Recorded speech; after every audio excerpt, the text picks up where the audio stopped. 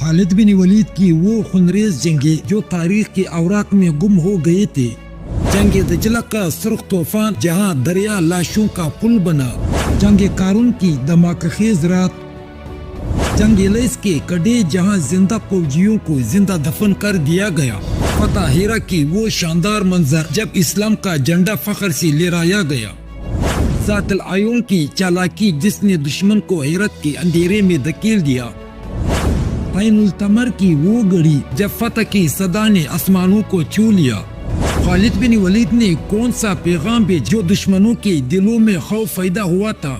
یہ راز فتح کی صرف اور صرف الناصر اس کے چینل پر، جو تاریخ کی زندہ آواز ہے، تاریخ کی وہ لمحہ جو آپ کی رگوں میں آگ بھر دیں گے۔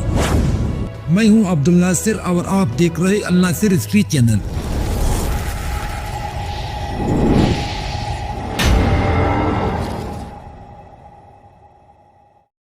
ارمز کی اطلاعی عرضی جب دربار ایران میں پہنچی تو وہاں سے ارمز کی امداد کے لیے ایک زبردست اور بہادر سردار قارون ایک بہادر فوج کے ساتھ روانہ ہوا، مگر اس کے پہنچنے سے پہلے ہرمز کا خاتمہ ہو چکا تھا۔ راستے میں قارون کو ہرمز کی عظمیت یافتہ فوج ملی، اس نے بگوڑوں کو روکا اور ان کی بندھا کر اپنے ہمراہ لیا اور آگے بڑھ کر نہر کے کنارے قیام کیا۔ ادھر سے اسلامی لشکر آگے بڑھا، جنگ شروع ہوئی۔ قارون، انوشجان اور قباد تینوں بڑے بڑے سردار مارے گئے۔ ایرانی اپنی 3000 لاشیں میدان جنگ میں چھوڑ کر بھاگ نکلے۔ بھاگتے ہوئے بہت سے نہر میں ڈوب کر مر گئے، بہت سے زندہ گرفتار ہوئے۔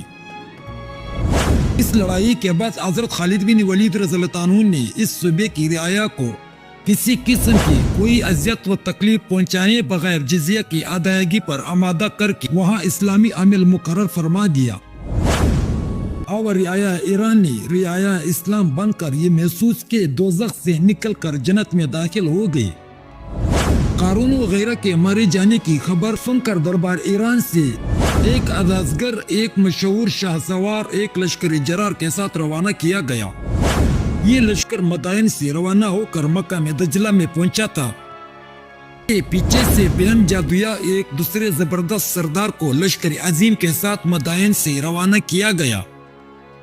مکہ میں دجلہ میں پہنچ کر حضرت خالد بن ولید رضی اللہ عنہ نے لشکر ایران پر حملہ کیا۔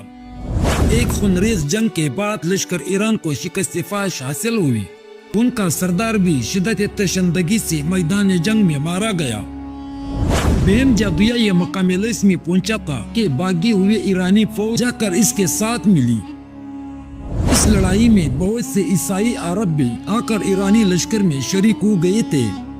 بہم جادویا نے ایرانیوں اور عربوں کی اس لشکر عظیم کو مقام لیس میں چھوڑ کر اور خود مدائن کی طرف روانہ ہوا، کیونکہ وہاں اس کی ضرورت نہ تھی۔ حضرت خالد بن ولید رضی اللہ عنہ کو جب یہ معلوم ہوا کہ مکہ لیس میں لشکر عظیم موجود ہے جو مسلمانوں پر حملہ ور ہونے والا ہے، تو انہوں نے خود ہی لیس کی طرف کوچ کیا اور وہاں پہنچ کر لڑائی شروع کر دی۔ حضرت خالد بن ولید رضی اللہ عنہ اکیلا میدان میں نکل آیا اور اپنے مقابلے کے لیے مبارز کو طلب کیا۔ ادھر سے مالک بن قیس مقابلے پر آیا اور آتے ہی خالد بن ولید رضی اللہ عنہ کے ہاتھ سے مارا گیا۔ اس کے بعد جنگ مغلوبہ شروع ہوئی اور 70,000 دشمن میدان جنگ میں مسلمانوں کی ہاتھوں سے جانم حاصل ہوئے۔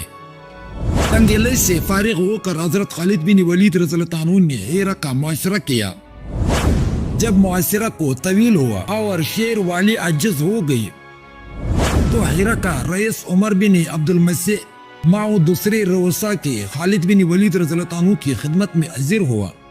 ایرانی سردار اور ایرانی لشکر جو ہیرا میں موجود تھا اور دشیر کسرا کی موت کا حال سن کر پہلے ہی فرار ہو چکا تھا۔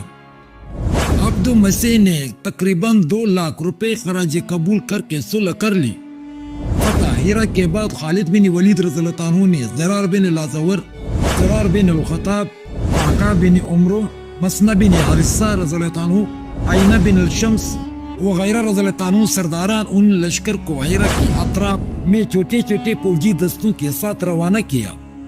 ہر ایک قبیلے اور ہر ایک بستی نے جزیہ یا اسلام قبول کیا، اور اس طرح دجلہ تک کا تمام علاقہ حضرت خالد بن ولید رضی اللہ عنہ کی آگ پر فتح ہو گیا۔ ہیرا سے حضرت خالد بن ولید رضی اللہ عنہ نے ایک خط ایرانی رؤسا کی طرف روانہ کیا اور منشوران عراق کے ان امراء کے نام بھیجے جو ذمہ داروں یا جاگیرداروں کی حیثیت رکھتے اور ابھی تک متے و منقنادنا نہ ہوئے تھے۔ ایرانی رؤسا کے نام جو خط انہوں نے بھیجا تھا اس میں لکھا تھا: اما بعد، تمام تعریف اس اللہ تعالیٰ کو ہے جس نے تمہارے نظام میں خلل ڈال دیا اور تمہارے مکر کوست کر دیا اور تمہارے اتحاد کو توڑ دیا۔ اگر ہم اس ملک پر حملہ آور نہ ہوتے تو تمہارے لیے برائی ہوتی۔ اب بہتر یہ ہے کہ تم ہماری فرمانبرداری کرو، ہم تمہارے علاقے چھوڑ دیں گے اور دوسری طرف چلے جائیں گے۔ اگر تم ہمارے متے نہ ہوئے تو پھر تم کو ایسے لوگوں سے واسطہ پڑے گا جو موت کو ایسا دوست رکھتے جیسے تم زندگی کو محبوب رکھتے ہو۔ اس خط کا منشور عام یا مضمون یہ بھی تھا: تمام تعریف اللہ تعالیٰ کے لیے جس نے تمہاری شیخی کرکری اور تمہارے اتفاق کو توڑ دیا اور تمہاری شان و شوکت مٹا دی۔ بس تم اسلام قبول کرو، یہ سلامت رہو گے، یا ہماری حفاظت میں آ کر زمین بن جاؤ اور جزیہ ادا کرو، ورنہ میں ایسی قوم تم پر لایا ہوں جو موت کو ایسا عزیز رکھتی ہے جیسا تم شراب خواری کو محبوب رکھتے ہو۔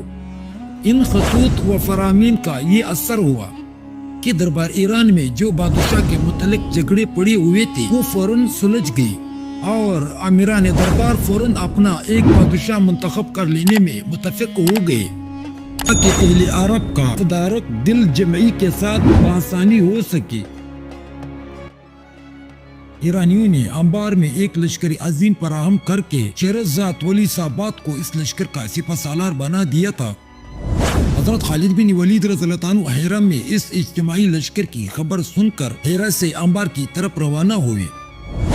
شہرزاد نے انبار کی فصیل کی باہر مٹی کا دمدمہ بھی تیار کرایا تھا، اور وہ عربی لشکر کا مقابلہ کرنے کے لیے ہر طرح تیار و مستعد تھا۔ حضرت خالد بن ولید رضی اللہ عنہ جب انبار کا محاصرہ کیا تو محاصرین نے دمدمہ سے 1,00,000 تیروں کی بارش شروع کر دی، اور اسلامی لشکر میں 1,000 مجاہدین کی ان کے تیروں سے زخمی و بیکار ہو گئے۔ لیکن لشکر اسلام اور اس کا شیردل سپہ سالار ایسا نہ تھا کہ تیروں کی بارش اس کو روک سکی۔ حضرت خالد بن ولید رضی اللہ عنہ نے کمزور ناتوا اونٹوں کو ذبح کرا کر خندق میں ڈال دیا، اور اس طرح جب خندق کے عبور کرنے کا راستہ بن گیا تو مسلمانوں نے اول دمدمہ پر قبضہ کیا، شہر کے فصیل تک پہنچ کر خون کی دریا بہا دیے۔ ایرانیوں نے مدافعت میں بڑی ہمت و بہادری کا اظہار کیا، مگر مسلمانوں کے مقابل کچھ پیش نہ گئی۔ شہرزاد نے جب دیکھا کہ شہر پر مسلمانوں کا قبضہ ہونے والا ہے تو اس نے فوراً حضرت خالد بن ولید رضی اللہ عنہ کے پاس صلح کا پیغام بھیجا۔ حضرت خالد بن ولید رضی اللہ عنہ نے جواباً خط لکھ کر بھیجا کہ شہرزاد اپنے چند مخصوص امرائیوں کے ساتھ صرف 3 دن کا سامان رسید لے کر اگر شہر سے نکلنا چاہیے تو ہم اس کو جانے دیں گے۔